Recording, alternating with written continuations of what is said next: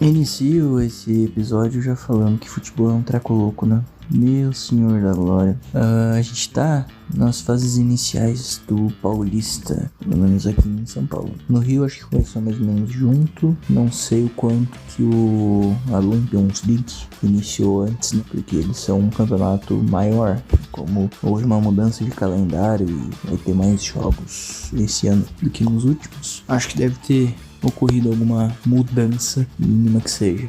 E pra quem não sabe, eu sou Ponte Pretano, sim, o time mais velho em atividade e que nunca ganhou nada de expressão. Nos anos pra cá, muita gente tem dito a palavra nada de expressão. Por quê? Porque em 2023 mesmo, tava eu lá no estádio comemorando o acesso da A2, no qual a gente ganhou. Eu tenho a faixa de campeão, tá lá no bid, tá lá nos anais da história, marcado.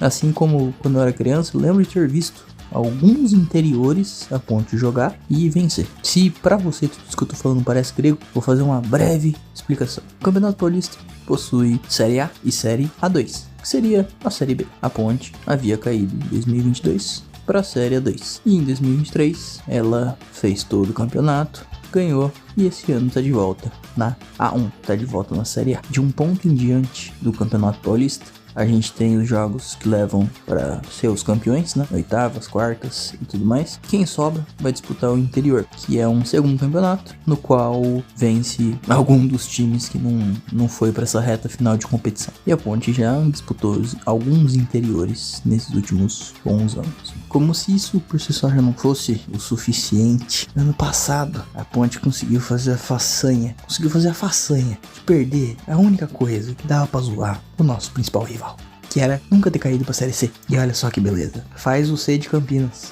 Agora os dois times de Campinas estão na Série C, que bacana. Que legal, nossa, aqui eu não podia estar mais feliz com essa informação. Vamos ver como será esse ano, um ano bem complicado, porque desmanchou boa parte do time, ficou o nosso camisa 10, mas ele não é novo, ele não tem o físico mais exuberante da face da terra, mas ainda assim ele consegue fazer diferença no time da Ponte. Só que hoje, o segundo jogo, o primeiro foi, o terceiro na verdade, o jogo contra quem foi? O segundo foi contra o Santos. E hoje a gente teve o jogo entre Ponte Preta e Portuguesa, time que tá se reabilitando a jogar os campeonatos de forma saudável, conseguiu ter o seu contrato de SAF finalmente desenrolado, vendeu o seu estádio, então logo começa a reforma. E eles tiveram o jogo antecessor a esse, o último do Canindé, que pra você que já foi pra São Paulo, já entrou na cidade de São Paulo, é um dos primeiros estádios. Não, é o primeiro estádio que você vê a hora que você entra na cidade, pelo menos vindo do interior pra lá. E esse time que quase ficou, se não ficou, acho que não chegou a ficar, acho que ele caiu pra Série D e não acabou ficando sem clube. Esse time que tá em reconstrução, que acabou de ser comprado, teve 2 jogadores expulsos no primeiro tempo e a Ponte não conseguiu marcar gol. O treinador atual da Ponte é um cara que já foi pra final de Sul-Americana.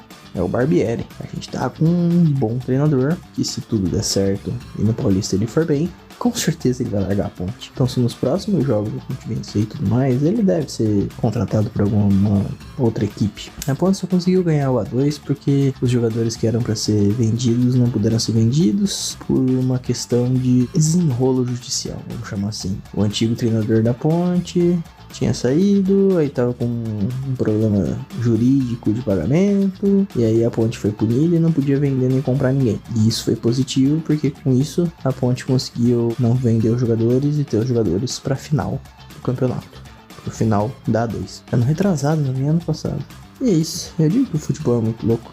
O início dessa conversa foi por esse lado, porque ele mexe com a gente, ele deixa a gente maluco. Ontem e hoje tiveram 2 jogos excepcionais da Champions League, 2 em específico, que foi o jogo do Barcelona e hoje o jogo do PSG, 2 jogos com 7 gols, 2 jogos que teve brasileiro brilhando. Na verdade só o do Barcelona teve brasileiro brilhando. No jogo do PSG, Manchester City não teve não. E o mais legal é que eu não tava acompanhando nenhum desses 2 jogos. Ontem eu não me lembro que jogo que eu tava vendo, eu só fiquei ouvindo os pipocar de todo mundo saiu gol, E hoje eu tava vendo o jogo do Real Madrid, no qual teve 2 gols do Scadablau, Rodrigo, o Raio, e do queridíssimo Vinícius Júnior. Eventualmente eu vou querer fazer um episódio conversando sobre esportes e como, pra mim, não tem problema nenhum ser chamado de esporte, esporte digital. E pra mim faz total sentido a categoria pelo menos ser separada dos esportes normais, porque a competitividade, a concorrência e todo o sentimento que eu sinto no futebol, sei que muitos amigos que andam e rolam pra futebol sentem essas mesmas coisas com seus campeonatos de League of Legends, Valorant, PUBG, tantos outros jogos. Não é a mesma categoria, mas desperta as mesmas coisas. Eu sou o Torugo e seja muito bem-vindo. Caso você ainda não conhecia, esse é um pouco do meu diário, digamos assim, onde eu venho compartilhar e dizer muitas coisas que eu penso e eventualmente eu falo sobre a minha profissão, sobre audiovisual. E aproveitando esse gancho, um dos filmes mais aleatórios que eu vi sobre futebol foi justamente um que chama Gol. E nossa, na época que eu assisti eu achei tão legal. Eu não tenho coragem de reassistir, porque na minha memória aparecia o Zidane, aparecia Cristiano Ronaldo. Uau, que bacana que era esse filme. Mas depois eu ouvi tanta coisa negativa das continuações desse próprio filme e eu prefiro ficar com a imagem que eu tinha na cabeça. Mas tem uma imagem muito fixada que é sobre coletividade. Porque o jogador principal, que era o ator do filme, o personagem principal, ele era muito bom, muito habilidoso, ele driblava, ele fazia gol de bicicleta, ele dava a bola de letra. E quando ele foi contratado pelo time grandão lá que pegou ele, pá,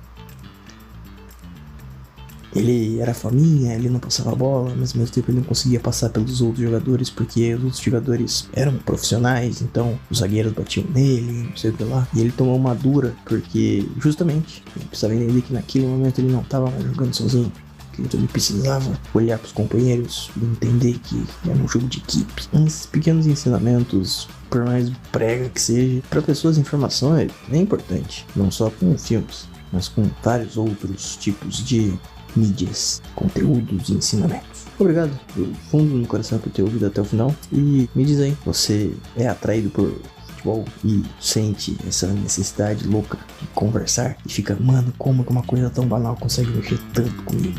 Fala aí pra mim, tchau!